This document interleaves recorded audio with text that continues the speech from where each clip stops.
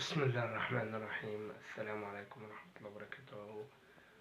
أعزائي المشاهدين، أعزائي المتابعين بكافة أنحاء العالم والوطن العربي وجمهورية مصر العربية، معكم محمد فتح الله من على قناة اليوتيوب.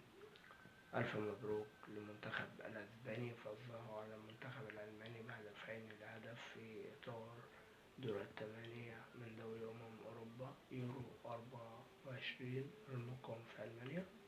ألف مبروك للمنتخب الفرنسي، فاز على المنتخب البرتغالي ب5-3 في ضربات الجزاء الترجيحية من بعد شوطين إضافيين.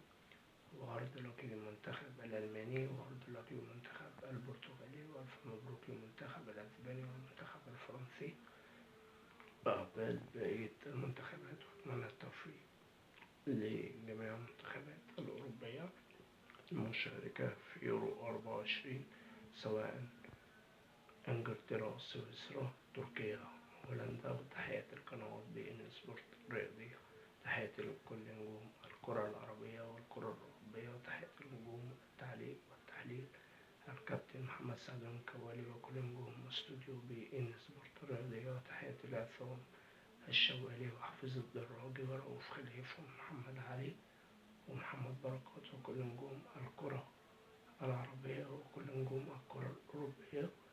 واللهم انصر إخواننا في فلسطين وغزة. محمد فتح